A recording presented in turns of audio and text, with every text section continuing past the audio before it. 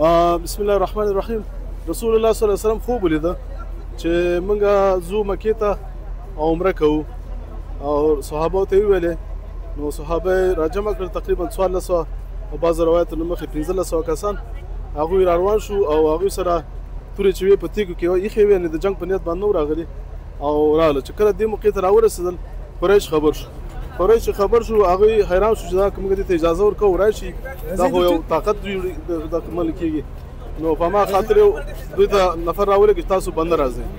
او دا د قریشو دغه رواج او دستور خلاف خبره وه ځکه هغې وخت چې به څوک عمرې ته راتلل یا حج ته راتلل نو که ستا دښمن به وو چا به ورته څه نه ویلې خو دوی د هغې خلاف رسول الله ته کسان راولي چې موږ تاسو نه پرېږدو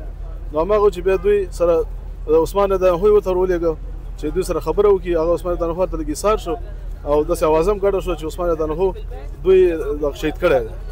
نو دلته رسول الله بیا د صحابانو بیعت واخیسته چې هغې ته بیعت رضوان وایي هلته یوه ونه او د هغې لاندې هغوی ناست وو او دا ټولو صحابهو سره بیعت وکړو او بیا اخره کې رسول الله خپل لاس په دې بل لاس باندې کېښود ویل دا د عثمان رضی بیعت وشو نو هغه بیا خبره خو دروغ وختله عثمان رضی نو دغه خو دوی چون رسول الله سره بیعت کړی چې موږ بیعت معنا دا چې ځان خرڅ کړو چې رسول الله څه وایي جنګ کوو هر شی چې موږ ته کوو خو بیا هغوی چې هغوی بیا یو ډلګۍ راولېږله او رسول الله سره بیا معاهده راسې کړه هغې کې هغه معاهدې وي چې هغه ټولې په ظاهرا د مسلمانانو په خلاف وي د اسلام په خلاف وي خو رسول الله ومنل چې هغه پیغمبر او هغه هر څه د وحي په ذریعه باندې کول او هغې معاهدې نه یوه دا وه چې تاسو به سږ کال بېرته واپس ځئ کال ته به راځئ او بیا به 3 ورځې موږ تاسو ته مکه خالي کړو موږ به شاوخوا د غرونو ته شو تاسو راشئ خپله عمره وکړئ بیا ځئ یو شرط دا دوه شرط دا چې زموږ نه تاسو څوک درځي هغه به تاسو موږ ته بېرته راکوئ او که ستاسو نه څوک راتله موږ به نه درکوو دا هم ظاهرا دغه سخت و خو دې ټولو کې حکمتونه وو نو هماغه چې رسول الله سلام بعضې نور معاهدې وې نو دغه رسول الله سلام بیا دلته ځنه صحابه چې وو دوی ته ویل چې واپس شي بیا رسول صحابه چې وو هغوی بیا نه تلل ډېر په غوسه باندې وو خاص کر حضرت عمر رضی الله ډېر زیات په غوسه وو ابو صدیق رضی الله عنه پوښتنه وکړله چې دا ولې داسې کېږي پیغمبر صلی الله علیه وسلم چې دا رسول تاسو په رښتیا باندې پیغمبر یاستئ ولې موږ داسې معاهده ونه همداسې ټول صحابه په قهر او په غوسه باندې وو په دغه باندې نو هماغه چې بیا رسول الله صلی الله علیه وسلم ته امر وکړي تاسو خپله قرباني وکړئ او سرونه وخوئ چا نه منله د ام سلمه رضی الله عنها په دغه وار کې د پیغمبر اسلام سره راغلی وه ځکه پیغمبر اسلام چې کوم دغه ته غزوې ته یا چې د وطن نه یوه بیبي ځان سره بوتلله نو په دغه غزوه کې ځان سره په دغه کې سفر کې ام سلمه رضی الله عنها ورسره وه نو هغه خیمې ته راغی رسول الله صلی او ځان سره یې ویلې چې دا صحابه زما خبره نه مني او دا اولین ځل و چې صحابه کرامو د پیغمبر اسلام خبره ونه منله د ډېر زیات غوسې نه نو هغه هغې ورته ویل چې رسول الله سلم دا ټول غوسه شوي دي دغه دي خفه دي نو ته داسې وکړه چې ته خپله قرباني وکړه خپل سر وخورې دوی به خپله شروع کړي هماغه چې خیمې نه راووت خپله قرباني وکړه سر یې وخورې صحابه چې ولید هغې هم ټول شروع کړه چې خپل سرونه خریول شروع کړه بیا دوی په دې کلمه نبي ته لاړ او بیا په دې لاره کې سورت نازل سورت فتح ان دغه چې ان فتحنا لك فتحا مبینا چې موږ تاسو ته ښکاره فتح درکړه او بیا حضرت عمر ته هم رسول الله زیره وکړي دغه الله تعالی دا سورت راولېږه بیا دوی لاړل او بیا کال ته بیا عمرې ته راغله نو دغسې یو کیسه وه نور به دا استادان به تاسو معلومات درکړي نو الله تعالی دې اجر درکړي هغه خو دې وکړي زه خو الحمدلله دلته قاري صاحب الوی و رضوي صاحب هم تشریف لري استاد سلیمان شاه صاحب دا استادان تشریف د دې څه درسونه وو ډېر مهمه خبره دا وه یو چې د اشاره وکړه د ښځو سره مشوره کول جناب نبي کریم صلی الله علیه وسلم د خپلې بیبي سره مشوره وکړله او د هغې په مشورې باندې کوم کار وکړ صحابه ټول په راضي شول بل کار په دې کې دا مهمه خبره دا ده چې ځینې کارونه موږ تاسو ته دا په ظاهره کې څه ښکاري خو د جناب نبي کریم صلی الله علیه وسلم هر کار چې و هغه معجزه وه یو له معجزاتو یې همدا و چې ظاهره خلکو ته دا څه نه ښکاره کېده یعنې هغه تاوان ښکاره کېده همدا تړون سبب د فتح د مکې سو ځکه چې دوی هغه مواد نقص کړل او بیا جناب نبی کریم صلی الله علیه وسلم دا تړون یو کال مخکې د فتح د مکې نه او کال ته بیا جناب نبی کریم صلی الله علیه وسلم راغی بیا مکه فتح سوه او بیا خپله هغه قضایي عمره هم وکړه چې تېر کال په دې کې صحابه چې کوم مالونه راوړي وو هغه یې مالال کړل سرونه یې تراش کړل بدون له دې چې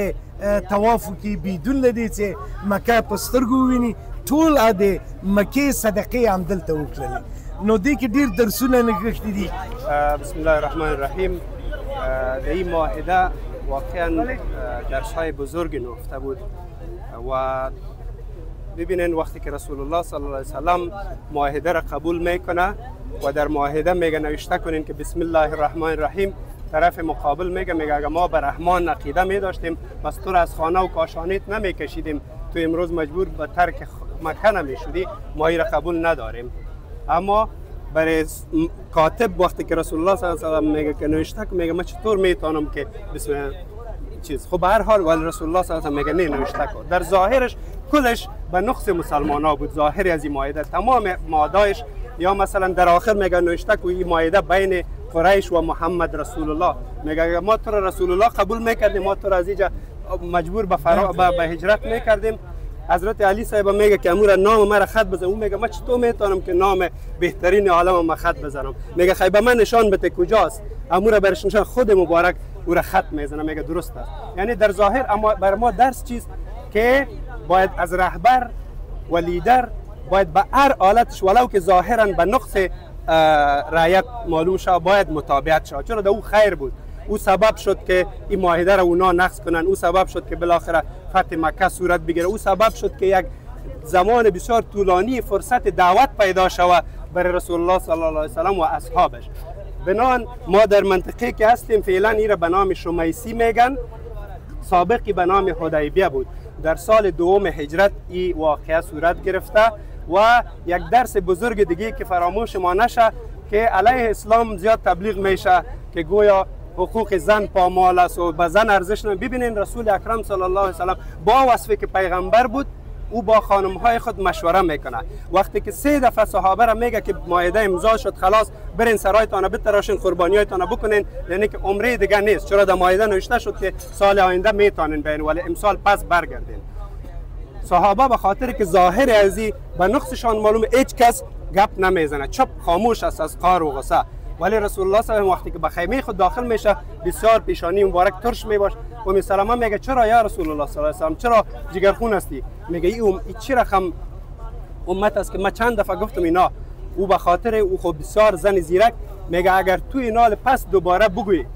و اونا نی بگوین این قوم تباه میشه. ببینید چه یک مشوره مفید، این قوم این امت تباه میشه، الله سرشان غضب خود نازل میکنه. به او خاطر کار مصلحت اندیشانه همیست که خودت بری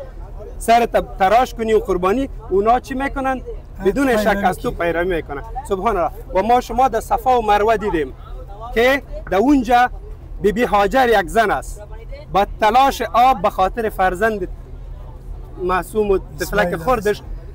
یک بار نه که 7 بار در 2 تپه بالا میشه که باز هم اگه کدام درخت کدام آب کدام دود معلوم شد که بره. یعنی یک همت یک مادر، محبت یک مادر به فرزند اینقدر خوش خداوند آمده که تا روز قیامت به ما مردا هم حتی میگه که از امو زن شما پیروی بکنین، تقلید بکنین، کاپی بکنین، امو کاری که او زن کرده امو کارشون، اگر دو دیگه چی است؟ ولی الله سبحانه و تعالی اینقدر ارزش میته برای یک زن و دین اسلام برای یک زن اینقدر ارزش میته که عمل یک زن نه تنها زنها را بلکه مردا را هم تا روز قیامت گفته که شما این را انجام بدید. ما شما این خود ما عملا رفتیم دیدیم. او بل مهم خبره ده تنای صاحب چې دی جناب نبی کریم صلی الله علیه وسلم لکه دا خوبم یو له وحی نه دا خوبم د وحی و یعنی دته امر الهی و زکه دایراغه د چې مونږ وایو ظاهر او څنګه په دې کې یعنی د جناب نبی کریم صلی الله علیه وسلم دا کم کار څه کو د په خپل څه نه کو دا ټول وحی ورته په اصل کې یعنی خپل څه کې ونیسو چې دینه څوک سوې څونه کې استفاده ونه کې یعنی یا خوب هم وحی بالکل که د سلیکتاو شي تر اخوانه واضح کاری